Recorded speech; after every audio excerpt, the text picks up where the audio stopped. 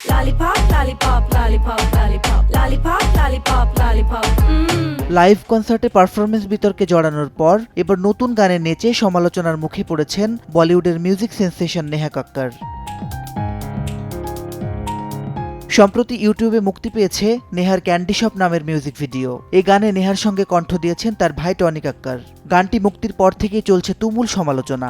একের পর এক কটাক্ষ আর তির্যক মন্তব্যে বিদ্ধ হচ্ছেন গায়িকা। গানের ভিডিওতে নেহার নাচ দেখে নেটিজেনদের একজন লেখেন, দিন দিন তাদের ভিডিওগুলো নির্লজ্জ, অদ্ভুত, দানবীয় হয়ে উঠছে। আরেকজনের মন্তব্য, ভাবতেও লজ্জা লাগছে। একটা সময় ছিল যখন আমি নেহার গান সার্চ দিয়ে শুনতাম, ডাউনলোড করে রাখতাম।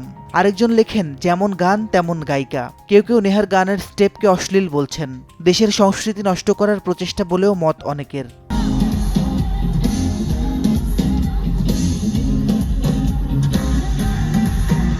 সম্প্রতি দিল্লির এক লাইভ কনসার্টে নেহা কক্করের পারফরমেন্স দেখে নেটিজেনদের একাংশ উচ্ছ্বাস প্রকাশ করলেও বিরূপ প্রতিক্রিয়া ব্যক্ত করেন অনেকেই। বুকের ওপরে পানি ঢালার দৃশ্যটিকে কেউ কেউ অশালীন বলেও মন্তব্য করেন।